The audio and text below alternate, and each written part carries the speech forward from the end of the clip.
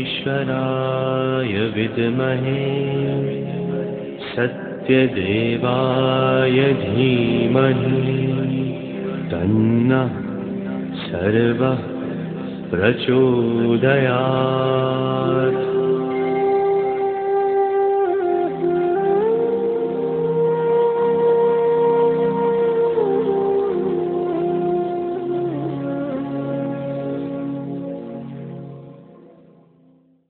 নমস্কার, উত্তরের মন চ্যানেলের সমস্ত দর্শক বন্ধুদের প্রণাম জানাই। আমি জ্যোতিষী শ্রীরামকৃষ্ণ আপনাদের সামনে যে উপস্থিত হতে পেরেছি তার জন্য আপনাদের আরেকবার ধন্যবাদ জানাই এবং আমার আরাধ্য দেবী তারা মাকে প্রণাম জানাই এবং আমার যত বয়োজ্যেষ্ঠ মানুষ আছেন দর্শকবৃন্দ তাদের আমি প্রণাম জানাই এবং ছোটদের ভালোবাসা জানিয়ে আজকের অনুষ্ঠান শুরু করছি। একটা কথা আপনাদের মনে রাখতে হবে যে বিশেষত যারা স্টুডেন্ট আছেন তাদের জন্য বলি, দুর্গা পূজা গেল, কালী পূজা গেল, ঈদ গেল, সমস্ত ধর্মানুষ্ঠান কিন্তু এখন শেষ, প্রায় শেষের মুখে। অল্প অল্প করে শীত পড়ছে, বিশেষত খুব তাড়াতাড়ি উত্তরবঙ্গে কিন্তু শীত পড়ছে এবং আস্তে আস্তে কিন্তু পরীক্ষাগুলো শুরু হচ্ছে। আমরা জানি যে এখন কিন্তু কম্পিটিশনের যুগ। কোনো মতে একটা টাই পাস করলে কিন্তু হবে না, রেজাল্টটা কিন্তু ভালো করতে হবে, কারণ সরকারি চাকরি অনেক কমে এসছে। ব্যবসা বাণিজ্য করতে গেলে প্রাইভেট কোম্পানিগুলোতে ঢুকতে গেলেও কিন্তু ভালো মার্কসের প্রয়োজন। যারা ইঞ্জিনিয়ারিং পড়বেন, যারা ডাক্তারি পড়বেন, যারা সিএ পড়বে তাদের, বা যারা স্কুল সার্ভিসে বসবেন, তাদের প্রত্যেকের মাথায় কিন্তু একটা টেনশন থাকা উচিত। একটা কথা মনে রাখবেন, আমাদের জ্যোতিষশাস্ত্র কি করতে পারে সেটার একটা ছোট্ট ধারণা আপনাদের কিন্তু আমি দিয়ে দিচ্ছি। মনে করুন আপনার ছেলেটি ছোট, ক্লাস 6, 7 বা 8-এ পড়ে। আপনি বারবার ওকে কিন্তু পড়তে বসতে বলছেন, অনবরত সে কিন্তু খেলা করছে, টিভি দেখছে, পড়ার প্রতি কিন্তু তার মন নেই। আপনি বকাবকি করছেন, মারধর করছেন, অবশেষে সন্তানকে নিয়ে স্বামী স্ত্রী অশান্তি করছেন, একের পর এক টিচার রাখছেন, টিচার কিন্তু ছেড়ে দিয়ে চলে যাচ্ছে। টিচার পরীক্ষার আগে দেখবেন টিচার একটা অজুহাত দেবে যে আমার পরীক্ষা আছে কিংবা আমি অসুস্থ, কারণ জানে যে রেজাল্ট খারাপ করলে দোষটা তার ঘাড়ে এসে পড়বে। এই জন্য কোনো টিচার কিন্তু আপনার সন্তানকে কি পড়াতে চাইছে না। আপনি কি ভেবে দেখেছেন কোনো ভালো শিক্ষিত অ্যাস্ট্রোলজারকে দেখিয়েছেন কি? নাকি আপনি বড় বড় দাড়ি, বড় বড় চুলওয়ালা যারা টেলিফোনে ভগবানের সঙ্গে কথা বলেন, মাকে খাইয়ে দেন, সেই রকম মানুষের কিছু দ্রব্য আপনি সঙ্গে রেখেছেন? আপনাকে মনে রাখতে হবে যে শিক্ষিত সমাজ কিন্তু এই ব্যাপারগুলো বিশ্বাস করে না। আপনাকে প্রকৃত অ্যাস্ট্রোলজির শরণাপন্ন কিন্তু হতে হবে। মনে রাখবেন ইতিহাস কি বলে। রবীন্দ্রনাথ ঠাকুর তিনিও জ্যোতিষ চর্চা করতেন। আমরা জানি স্বামীজির জ্যোতিষ ছিলেন, স্বামী বিবেকানন্দের জ্যোতিষ ছিলেন গোবিন্দ চেট্টি। তিনি ক্ষেত্রীর মহারাজার জ্যোতিষী ছিলেন। স্বামীজি তাকে প্রশ্ন করেছিলেন যে আমার মা এবং গুরুদেব কেমন আছেন, উনি বলেছিলেন, সঠিক উত্তর দিয়েছিলেন। এবং গোবিন্দ চেট্টি এমন কৃপণ ছিলেন যে কাউকে এক গ্লাস জলও পর্যন্ত দিতেন না, কিন্তু দূর থেকে এক গ্লাস দুধ নিয়ে স্বামীজির কাছে নিয়ে বলেছিলেন যে এইটা আপনি খেয়ে নিন। আপনার একটা শরীরের একটা তেজস্বী ভাব আছে যেটা অন্য সকলের মধ্যে নেই।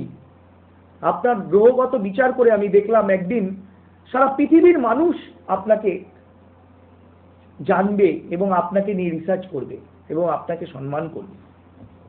যাই হোক, সেটা তো ইতিহাসের কথা। বাস্তবে আপনাদের কিন্তু আমাদের ইতিহাস নিয়েই চলতে হবে। ইতিহাসকে সাক্ষী রেখে আপনার ছেলে বা মেয়ে একদিন স্বনামধন্য মানুষ হবে, সেটা তো আপনারও জানার ইচ্ছে থাকতে পারে। আপনি জেনে নিন না। আপনি ওর 360 ডিগ্রি বৃত্তের মধ্যে যেখানে যে চক্র রয়েছে 360 ডিগ্রি বৃত্তে কোথায় কোন প্ল্যানেটারি পজিশন রয়েছে সেগুলো একবার আপনি বিচার করিয়ে নিন ভালো অ্যাস্ট্রোলজার দিয়ে। এখন ভালো ভালো সফটওয়্যার বেরিয়ে গেছে, আমরাও নানা রকম সফটওয়্যার কালেকশন করছি, বিদেশ থেকে আনাচ্ছি। এখন পঞ্জিকা ঘেটে টেটে দেখতে হয় না, কারণ আমরা সফটওয়্যারের মাধ্যম দিয়েই কিন্তু পঞ্জিকা তৈরি করি। যারা আমরা পঞ্জিকা তৈরির সঙ্গে যুক্ত আছি, কবে দুর্গা পূজা হবে, কবে কালী পুজো হবে, কবে লক্ষ্মী পূজা হবে, এগুলো যারা আমরা তৈরি করি, আমরা কিন্তু বলে দিতে পারি অনায়াসে আপনার ছেলের কোথায় মাঙ্গলিক যোগ আছে। মাঙ্গলিক যোগ কাকে বলে আপনি তো জানেন না। কতগুলো যোগ আছে, অনেক যোগ থাকে। যেমন একটা হরোস্কোপের মধ্যে আমরা যদি দেখতে পাই, আমরা দেখতে চাই, আমরা দেখতে পারবো যে বহু যোগ সেই হরোস্কোপে থাকতে পারে।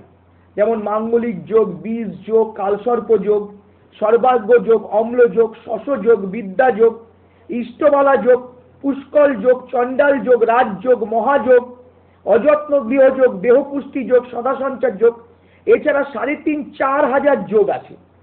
সেই যোগ যদি আপনি যদি হোরারি পরাশরী হোরা পড়েন, আপনি যদি ভিগু সংগীতা পড়েন, আপনি যদি ব্রেন হাম পড়েন পাশ্চাত্য জ্যোতিষের, আপনি যদি অমনিবাস পড়েন, প্রফেসর কিরোর আপনি যদি বই পড়েন, আপনি অনেক যোগ সম্পর্কে কিন্তু জানতে পারবেন। সেই যোগগুলো যেমন বৃহস্পতি অবস্থান, বৃহস্পতির সঙ্গে যদি গুরু কেতু বা রাহু অবস্থান করে সেটাকে বলে গুরুচণ্ডাল যোগ। এই গুরুচণ্ডাল যোগে কি হয়, গুরুচণ্ডাল যোগ খায় না মাথায় দেয়। যে জাতক বা জাতিকা মানে যে সন্তানের গুরুচণ্ডাল যোগ আছে সেই সন্তান কিন্তু পিতামাতার অবাধ্য হবে। পিতামাতার কিন্তু কথা একেবারেই কিন্তু সে শুনতে চাইবে না। যদি মা বাবা বলে ডান দিকে যা, সে কিন্তু বাঁ দিকে যাবে। এবং দেখা যায় অনেক সময় এদের মধ্যে চৌরবৃত্তি চলে আসে। বাবা মানি ব্যাগ রাখলো, তার মধ্যে থেকে টাকা বের করে নিল, কিংবা দেখা যাচ্ছে কেউ কিছু আনতে দিল, সেখান থেকে টাকা পয়সা নিয়ে নিল, কিংবা পরীক্ষায় সারা বছর পড়াশোনা করলো না, ফাঁকিবাজি দিল, পড়েছিস, হ্যাঁ পড়েছি, কিছু লেখা লিখে ছোট ছোট কাগজ নিয়ে গেল, সেটা দেখে দেখে লিখলো, মিথ্যে কথা বলল, এমন ভাবে গুছিয়ে মিথ্যে কথা বললো আপনি বুঝলেন না। আপনি একজন টিচার, কিন্তু সে মিশছে একজন, মানে আমি প্রত্যেককেই সম্মান করি, কারণ দেখুন শিক্ষা মানে এক পুঁথিগত শিক্ষাটা বড় শিক্ষা নয়, কিন্তু ব্যাপার হচ্ছে অন্তত একটা স্টুডেন্ট ক্লাস 8-এর স্টুডেন্ট ক্লাস 8-এর স্টুডেন্টের সঙ্গে মিশবে, ক্লাস 9-এর স্টুডেন্ট ক্লাস 9-এর স্টুডেন্টের সাথে মিশবে। আপনার ছেলে দেখা গেল কলেজে পড়ে, মিশছে দেখা গেল পড়াশোনা ছেড়ে দিয়েছে এমন ছেলের সঙ্গে। এটা হতে পারে না, এটার গুরুচণ্ডাল যোগের জন্য হয়। আপনি বকছেন মারছেন, বাড়ি থেকে পালিয়ে চলে গেল, কি করবে? আপনি পড়াশোনার বদলে প্রেমপত্র লিখছে, গুরুচণ্ডাল যোগ। মঙ্গলটা কোথায় আছে? লগ্ন, লগ্নের দ্বিতীয়, লগ্নের চতুর্থ, লগ্নের সপ্তম, লগ্নের অষ্টম, লগ্নের দ্বাদশে মঙ্গল থাকলে মাঙ্গলিক যোগ হয়। একটা কথা আমি বলে রাখি, গ্রহ যখন খারাপ থাকে না, অনেকে বলেন এই ভালো কথা শোনো, ভালো কথা বলো, ভালো কিছু দেখো, সবসময় হরির নাম নাও, ঠাকুরের নাম নাও। আপনি বাচ্চাদের কথা ছেড়েই দিন, যেখানে দেখবেন কোনো ধর্ম আলোচনা হচ্ছে, অনেকে হয় আপনাদের জলপাইগুড়ি, ধূপগুড়ি, নর্থ বেঙ্গলের নানা জায়গায়, কোচবিহার, ফালাকাটা, নানা জায়গায় মন্দির আছে যেখানে ধর্মগ্রন্থ পাঠ হয় বিকেলবেলা। সেখানে গিয়ে দেখবেন আপনি একটু বসে থাকবেন, অনেক বয়স্ক মানুষ যাদের জীবনের 75% ক্রস করে এসে ওখানে গীতা ভগবত শুনছে, ধর্মগ্রন্থ শুনছে। দেখবেন ওখানে ধর্মগ্রন্থ বলে যাচ্ছে, উনি মাথা চুল করছে, ঘুমোচ্ছেন, কিংবা বাড়ির চিন্তা করছে, মনই নেই। তাইলে একটা বাচ্চা ছেলেকে আপনি কি করে দোষ দেবেন? আমার জীবনের একটা ছোট্ট গল্প বলি। এক মা, তিনি মৃত্যু শয্যায়, ডাক্তার এসে তাকে বললেন আর সময় নেই, উনি বাঁচবেন না, ম্যাক্সিমাম উনি 2-3 দিন বাঁচতে পারেন, কিন্তু উনি সজ্ঞানে দেহ রাখবেন, ওনার যা কন্ডিশন। তো আমাকে ওনার যে বড় ছেলে, তার নাম হচ্ছে জগদীশ, জগদীশ সাহা। উনি আমাকে ফোন করে বললেন যে রামকৃষ্ণবাবু, আপনার কি কোনো ভালো লোক জানাশোনা আছে যে ধর্মগ্রন্থ পাঠ করবে, গীতা ভগবত পাঠ করে আমার মাকে শোনাবে? আমি বললাম যে হ্যাঁ, নিশ্চয়ই আছে। সেদিন আমার ছুটি ছিল, আমি সঙ্গে করে এক আমার পরিচিত এক ভদ্রলোককে নিয়ে গেলাম। তিনি মানে একদম টোলের পণ্ডিত ব্যক্তি। সারাদিন ধরে ওনাকে গীতা পড়ালেন, পড়িয়ে সন্ধ্যাবেলা আমি বসেছিলাম পাশে। সন্ধ্যাবেলা বললেন যাওয়ার সময়, মা আমি সারাদিন আপনার সামনে গীতা ভগবত পাঠ করলাম, রামায়ণের কিছু অংশ পাঠ করলাম, মহাভারতের কিছু অংশ যেখানে ভগবান শ্রীকৃষ্ণ বলেছেন যদা যদা হি ধর্মস্য গ্লানি ভবতি ভারত অভ্যর্ধনম অধর্মস্য তদাত্মানম সৃজাম্যহম পরিত্রাণায় সাধূনাম বিনাশায় চতুষ্কৃতাম ধর্ম সংস্থাপনাস্তায় সম্ভবামি যুগে। মা যেখানে ভগবান শ্রীকৃষ্ণ বলেছেন যে তার গীতা সারা ওয়ার্ল্ডে রিসার্চ হচ্ছে, হ্যাঁ, সেই আমি আপনাকে পাঠ করে শুনিয়েছি মা। তা আপনি এবার যাওয়ার সময় একবার আমার সাথে বলুন একসঙ্গে হরে কৃষ্ণ হরে কৃষ্ণ। অনেকক্ষণ চুপ করে থেকে মা তার সন্তান বড় ছেলে জগদীশকে বললেন, বাবা জগদীশ তুমি এখানে আসো। বাবা জগদীশ গেলেন মায়ের কানের কাছে। মা আস্তে আস্তে বলছেন, পুরোহিত মশাইকে বলে দাও বেশি কথা বলতে আমার ভালো লাগে না, বুকে ব্যথা করে। উনি এতগুলো ওয়ার্ড বললেন, কিন্তু উনি মানে হরে কৃষ্ণ কিন্তু উচ্চারণ করতে পারলেন না। কেন পারলেন না? পারলেন না, ওনার কালসর্প যোগ রয়েছে, গুরুচণ্ডাল যোগ রয়েছে। কারণ সবার মুখে কিন্তু হরির নাম আসে না।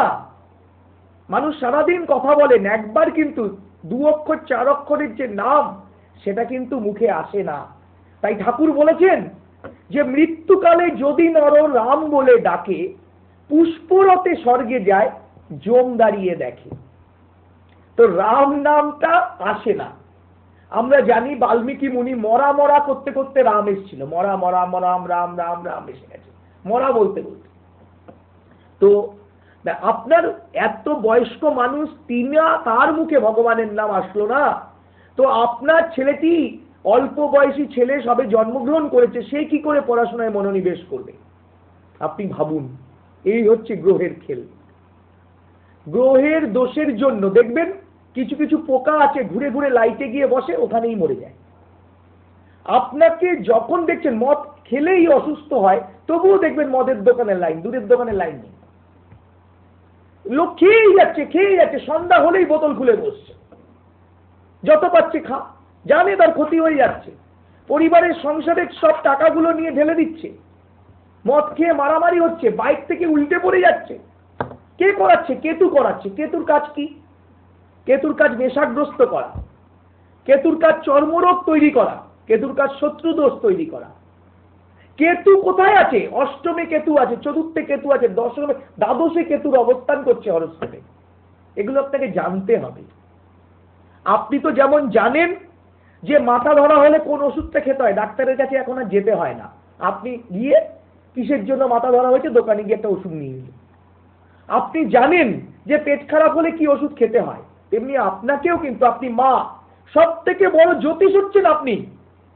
আপনার ছেলে নেশা করে আসছে কিনা, আপনার ছেলে কোনো বদমাইশি করছে কিনা, চোখের দিকে তাকে আপনি বুঝে যেতে পারেন। তাই আপনি মা। আপনার শরীরের অংশ আপনার সন্তান। মায়ের কিন্তু বোঝার ক্ষমতা আছে। কোনো মা যদি বলে আমার ছেলে গোল্লায় গেছে আমি বুঝতে পারিনি, আমি বলবো আপনার মা হওয়ার যোগ্যতা নেই। মায়ের চোখে আগে পড়বে ছেলে অধঃপতনে যাচ্ছে কি যাচ্ছে না, বাবার চোখে পড়বে না, মায়ের চোখে আগে পড়বে। কারণ মা হওয়া চারটিখানি কথা নয়, শুধু গর্ভে ধারণ করলেই মা হয় না। 10 মাস 10 দিন গর্ভে ধারণ করে মা হয় না। প্রতি মুহূর্তে সন্তানকে কিন্তু যে প্রতিপালন করে, সন্তানের পায়ের নখ থেকে মাথার চুল অবধি যার নখদর্পণে, তিনিই হচ্ছেন মা। আপনি জানেন আপনার সন্তান কি অপকর্ম করছে, আপনি হয়তো ঢাকছেন, চেপে যাচ্ছেন, বলতে চাইছেন না, কিন্তু জ্যোতিষীর কাছে গোপন করবেন না, ডাক্তারের কাছে রোগ গোপন করবেন না, তাহলে আপনি ঠকবেন। এই ছেলেই একদিন আপনার গলায় চাকু ধরবে, আপনাকে মারবে। অনেক মা বাবা প্রতিদিন তার সন্তানের হাতে মার খায়, জানেন? বলে না, পাশের বাড়ির লোককে বলতে পারছে না, কার নামে কেস করবে? আপনারা তো বলেন, মারা বলেন বৌমার দোষ। ছেলের বউ নিয়ে এসছি, এই ছেলের বউয়ের যত দোষ আছে ছেলের বউয়ের, পরের মেয়ের। আপনার ছেলেটাই তো ভালো না। যে সন্তান আপনাকে ভালোবাসছে না, পরের মেয়ে এসে আপনাকে কি করে ভালোবাসবে? আপনার সন্তান তো আপনাকে, পরের মেয়েকে ঠিক করবে। এই জায়গাগুলো আপনাকে বুঝতে হবে। আমার এগোচ্ছে না, আমার ব্যবসা এগোচ্ছে না, আমার পাশের দোকানে মাছির মতো ভিড় করে আছে লোক, আমার দোকানে একটা লোক নেই, কেউ মনে হয় ক্ষতি করে দিয়েছে। আরে কার ঠেকা পড়েছে তোমার ক্ষতি করতে? ক্ষতি করতেও তো পয়সা খরচা হয়। তুমি তোমার রাশিচক্রটা কি দেখিয়েছো? তোমার দোকানের বাস্তুটা কি তুমি দেখিয়েছো? তুমি কি ব্যবসা করা তোমার প্রয়োজন ছিল, তুমি কি ব্যবসা করছো? দেখা গেল তোমার চালের ব্যবসা করার দরকার, তুমি লোহার ব্যবসা করছো, তোমার রাহুর দশা। দেখা গেল তোমার ইটের ব্যবসা করার কথা, তুমি চিনির ব্যবসা করছো, খাদ্যের ব্যবসা করছো। আগে তো সেই জায়গাটা দেখতে হবে না, কি করার দরকার ছিল, কি করছো। আদিও তোমার ব্যবসা করার কি প্রয়োজনীয়তা আছে? না চাকরি কর, আরো 5 বছর তোমাকে চাকরি করতে হবে, পরের অধীনে তুমি চাইলেই কোটিপতি হয়ে যাবে, এতই তোমার কর্মের জোর? কখনো হতে পারে না। ভাগ্য সাপোর্ট না থাকলে মানুষ জীবনে এগোতে পারে না। আমরা জানি অমিতাভ বচ্চন একদম শীর্ষে চলে গেছে। যখন অমিতাভ বচ্চন হিরো, তখন অনেক লোক কিন্তু কাজ খুঁজে পাচ্ছিল না, অনেক হিরো বসে গেছে, নাম বলতে চাই না। কিন্তু আবার সেই অমিতাভ বচ্চন একেবারে বাড়ি বিক্রি করতে হয়েছে, এবিসিএল বিক্রি করতে হয়েছে, আবার সেই অমিতাভ বচ্চন উঠে গেছে। Ups and downs, কালসর্পযোগ। কি করে উঠলো? ভাগ্যের খেল। পরিশ্রম তো সে আগেও করেছে, মাঝখানেও করেছে, এখনো করছে। ভাগ্যের একটা ব্যাপার কিন্তু আছে, কর্ম প্লাস ভাগ্য প্লাস চেষ্টা ইকুয়াল টু কিন্তু ফল। ভাগ্য দ্বারা কিন্তু কোনো কিছু হতে পারে না, আবার কর্মেরও কিন্তু প্রয়োজনীয়তা আছে। আপনি যদি স্টুডেন্ট হন, বই না পড়ে যদি সারাদিন মন্দিরে বসে ঘন্টা নাড়েন, কোনো মাদুলি কবচ পাথর আপনাকে পাস করাতে পারবে না।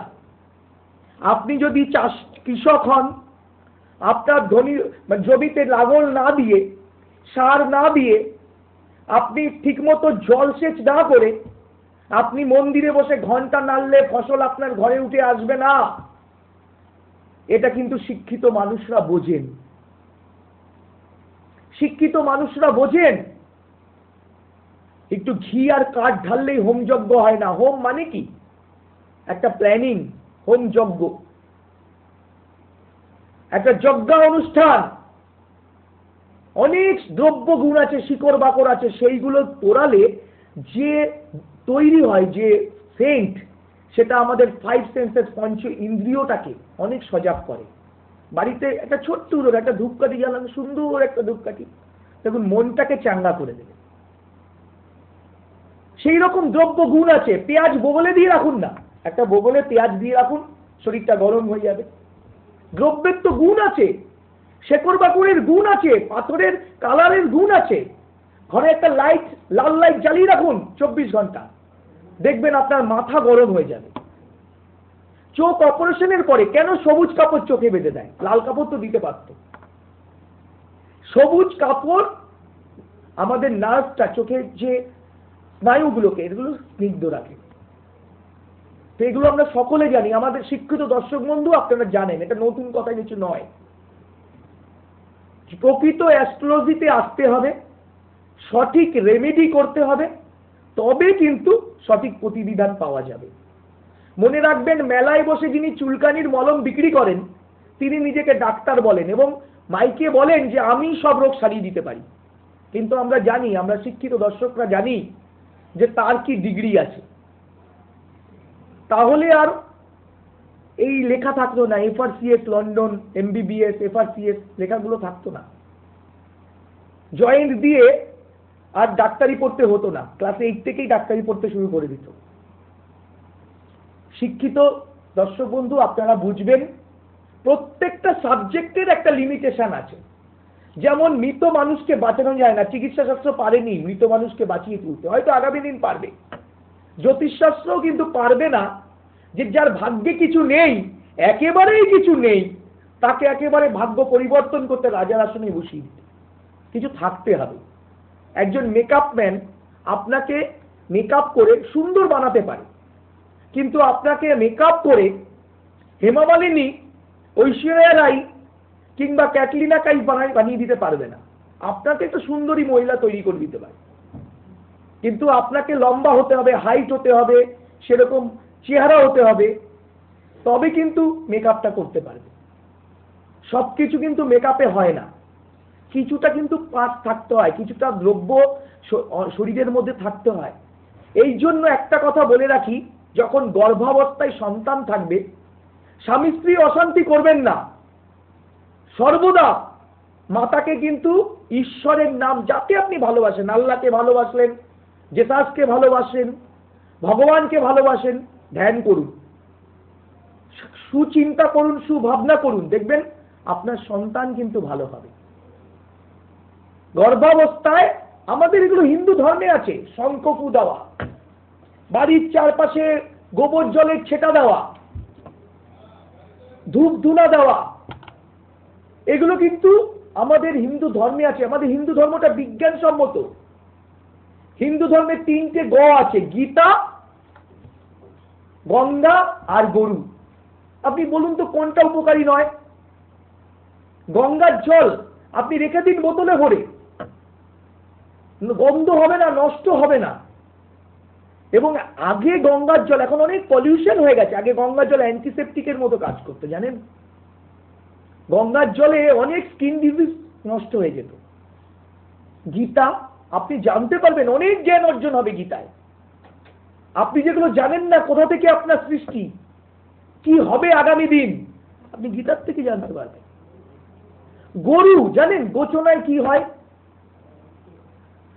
আপনি জানেন গরুর দুধে কতটা, আপনার একটা গরুর দুধ একটা মাতৃদুগ্ধ সমান।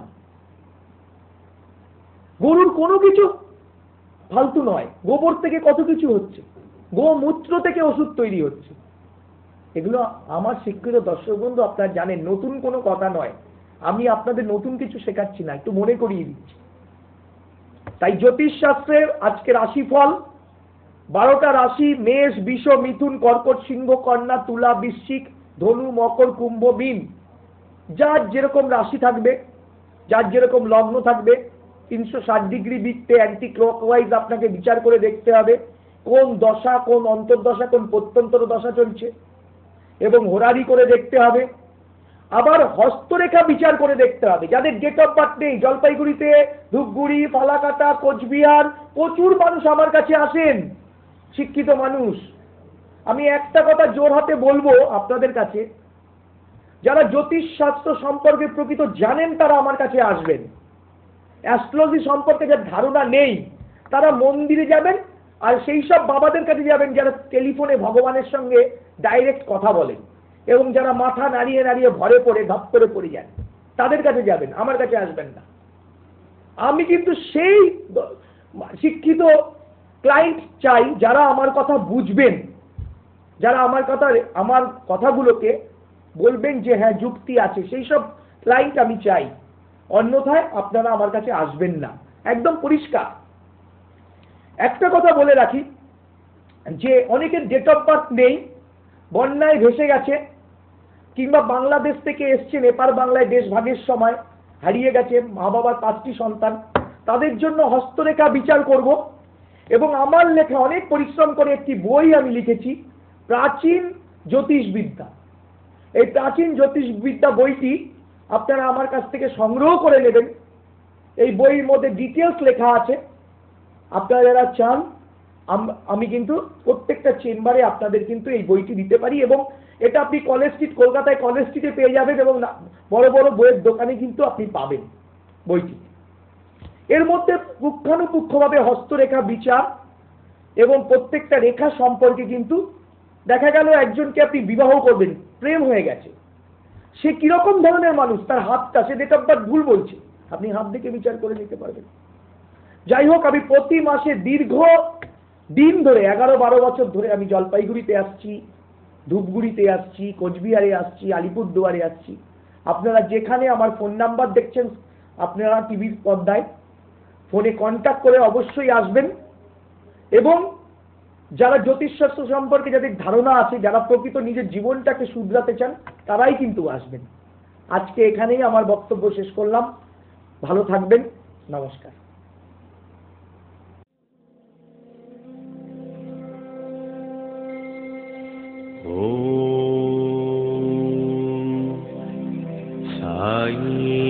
ईश्वराय विद्महे सत्यदेवाय धीमहि तन्नः सर्वः प्रचोदयात्।